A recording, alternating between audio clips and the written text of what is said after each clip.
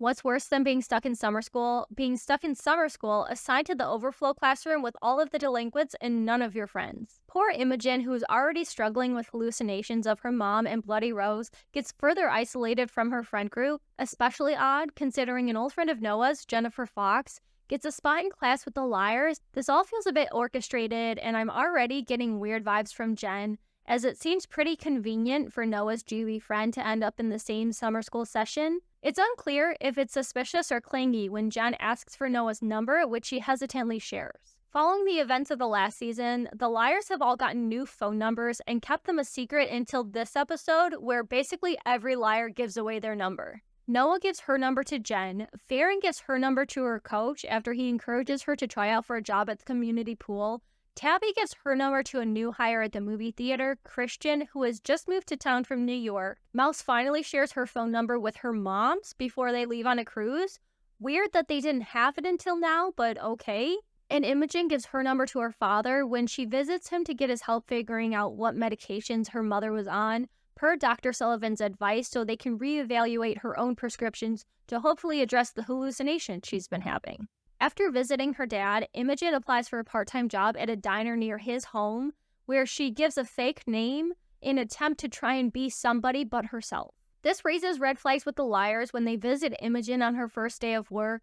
They question why her name tag says Lee, but she brushes it off for the moment because her boss yells for her that her break is over. Following her shift, waiting at a dark and creepy bus stop all alone, Imogen sees Bloody Rose Waters holding a knife shuffling towards her, so she frantically runs into the road as the bus approaches, waving for it to stop, as if it wasn't going to anyway. Once she's safe on the bus, she looks out the window, unsure if it was a hallucination or not, and when she sees that nobody's there, she takes one of her pills. That night, at the house of Mouse, she and Ash hear her grandma scream, and they rush to find her looking out the window, claiming to have seen a woman outside.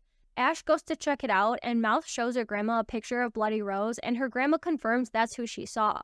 But the next morning, Grandma Lola doesn't remember the exchange and says that sometimes she sleepwalks. In school, Imogen tries again to join the main class, which really shouldn't be an issue given the absences of the couple murdered in the first episode, something that Mouse suspects is connected to Bloody Rose since there was a post claiming the pair went to the cabin.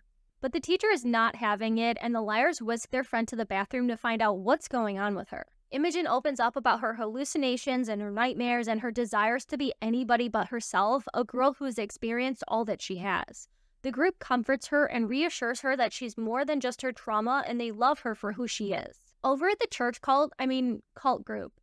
church group, Kelly was gunning for the roles of premarital sex couple for her and Greg, but he gets cast with another girl, Sandy, while Kelly is cast as the Virgin Mary. Sandy implies that she's going to fool around with the sexually frustrated Greg, which later leads Kelly to giving in to stop him from cheating on her with Sandy. Gross behavior from Sandy, who gets blown off by Greg before getting killed off by Bloody Rose. Suggested by Christian after finding out about Tabby Shore, the girls get together to watch her film on the big screen at the theater.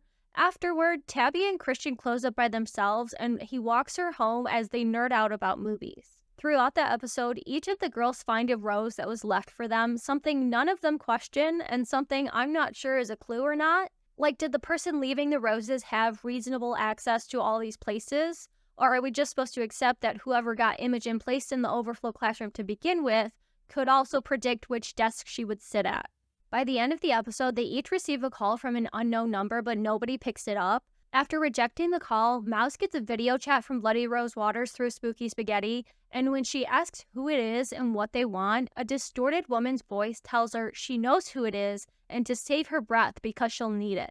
If Mouse actually knows the person, that could narrow down the list, but it's possible it's just meant like, you know who, it's Bloody Rose, who might or might not be the real Rose Waters. Maybe I'm too hung up on the church, but Pastor Malachi described Redemption House as a purging that will help expiate the town of sin, and so far, the 3 kills of Bloody Rose have been teens who intended to hook up, a sin within the church. Also, the post Mouse is reading on Spooky Spaghetti before the video call is written about the 2 teens murdered in the first episode, saying they were chosen by Bloody Rose. It talks about hope, transcending, and being worthy of Rose's love. It feels very religious and could back up the theory that Pastor Malachi is orchestrating the whole thing, possibly using Mrs. Beasley to act as Rose, and maybe getting help from kids in the church group.